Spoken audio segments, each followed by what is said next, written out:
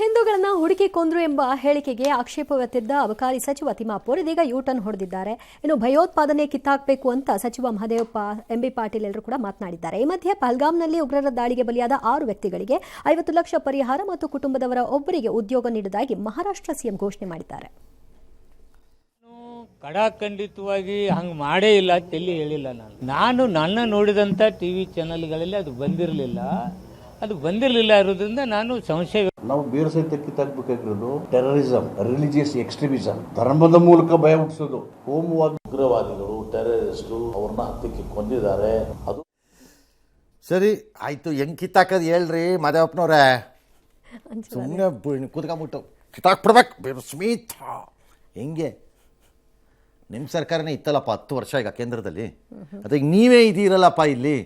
ಹೆಂಗೆ ಹೇಳ್ರಿ, ಹೆಂಗೆ ಕಿತ್ತಾಕ್ಬಿಡ್ಬೇಕು? ಹಾಂ ಆಯಿತು, ಕಿತ್ತಾಕ್ಬಿಡ್ಬೇಕು, ನಮಗೂ ಗೊತ್ತು. ಸುರ್ಜೇವಾಲಾ ಒಂದ್ ಕಡೆ ಹೇಳ್ತಾರೆ ಸರ್, ಬಿಜೆಪಿ ಬಂದ ಮೇಲೆನೆ ಈ ದಾಳಿಗಳು ಹೆಚ್ಚಾಗಿರೋದು. ಓಕೆ, ನಾನು ಲೆಕ್ಕ ಕೊಡ್ಲಾ? ಹಂಗಾರೆ ಲೆಕ್ಕ ಕೊಡ್ಲಾ? ಪಂಜಾಬ್ ಟೆರರಿಸಂ ನಡೆದಿದ್ದು ಬಿಜೆಪಿ ಬಂದಾಗ್ಲಾ? ಇವ್ರು ಬಂದಾಗ್ಲೂ ನಡೆದಿದೆ, ಅವ್ರು ಬಂದಾಗ್ಲೂ ಇದೇನ ಕೇಳ್ತಿರೋದು. ಜಮ್ಮು ಕಾಶ್ಮೀರದಲ್ಲಿ ಟೆರರಿಸಂ ನಡ್ಕೊಂಬಂದಿದ್ದು ಬಿಜೆಪಿ ಬಂದ ಮೇಲೇನೇನಾ? ಯಾರಿಗೆ ಬಿಡ್ತೀರಿ ರೈಲುಗಳನ್ನ?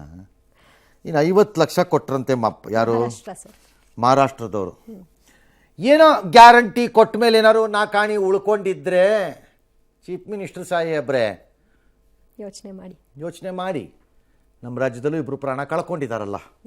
ಹಾಂ, ಪಾಪ ಯಾವ್ಯಾವುದಕ್ಕೋ ದುಡ್ಡು ಕೊಡ್ತೀರಿ, ನಿಮ್ಗೇನು ಕೊರತೆನೂ ಇಲ್ಲ ನೋಡಿ, ಯೋಚನೆ ಮಾಡಿ. ಇನ್ನು ಪಾಕ್ ವಿರುದ್ಧ ಯುದ್ಧ ಬೇಡ ಹಾಗೂ ಎಎಸ್ಪಿ ಮೇಲೆ ಕೈ ಎತ್ತಿದ ಸಿಎಂ ಸಿದ್ದರಾಮಯ್ಯ ವರ್ತನೆ ಖಂಡಿಸಿ ಬೆಳಗಾವಿಯಲ್ಲಿ ಎಬಿವಿಪಿ ಕಾರ್ಯಕರ್ತರು ಹಾಗೂ ರೈತರು ಸಂಘಟನೆಗಳು ಪ್ರತಿಭಟನೆಯನ್ನು ನಡೆಸಿದ್ರು. ಪ್ರತಿಭಟನಾಕಾರನ ಪೊಲೀಸರು ವಶಕ್ಕೆ ಪಡೆದ್ರು, ನಂತರ ಬಿಟ್ಟು ಕಳಿಸಿದ್ರು.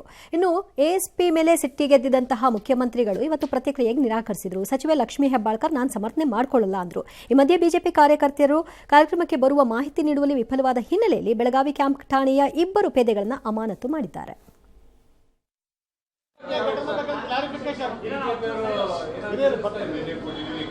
ಬಿಜೆಪಿ ರಾಜೀನಾಮೆ ಕೊಡ್ಬೇಕು ಅಂತ ಹೇಳಿದ್ರೆ ಸರ್, ಅಧಿಕಾರಿ ಮೇಲೆ ಕೈ ಮಾಡಿದ್ದು ಆ ಕ್ಷಣದಲ್ಲಿ ನಾನು ಅದನ್ನ ಸಮರ್ಥನೆ ಮಾಡ್ತೀನಿ. ಆ ಕ್ಷಣದಲ್ಲಿ ಆ ರೀತಿ ಆಗಿರ್ಬೋದು. ಅವರು ಅದನ್ನಾರು ಹೇಳ್ತಿದ್ದಾರೆ, ಕೋಪಕ್ಕೆ ಕೈ ಕೊಟ್ಟಿರೋದೇ ಅದು. ನಾನು ಆಫೀಸರ್ಗೆ ಹೊಡಿಲೇಬೇಕು ಅಂತ ಸಿಎಂಗೆ ಅಲ್ಲಿ ಒಂದು ಉದ್ದೇಶ ಇರಲಿಲ್ಲ, ಪ್ಲಾನ್ಡ್ ಉದ್ದೇಶ ಇತ್ತು ಅಂತ ನನಗೇನು ಅನಿಸಿಲ್ಲ. ಅದು ಆ ಕ್ಷಣಕ್ಕಾಗಿರಬಹುದು ಕೋಪಕ್ಕೆ, but he needs to control himself. ಯಾವ ಅನುಮಾನನೂ ಇಲ್ಲ ಅದರಲ್ಲಿ.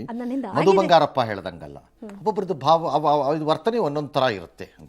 ಅದು ಅಲ್ಲಿ ಏನೂ ಆಗೇ ಇಲ್ವಲ್ಲ. ಮಧು ಬಂಗಾರಪ್ಪ ಹೇಳಿದ್ದಾರೆ ಏನೂ ಆಗಿಲ್ಲ.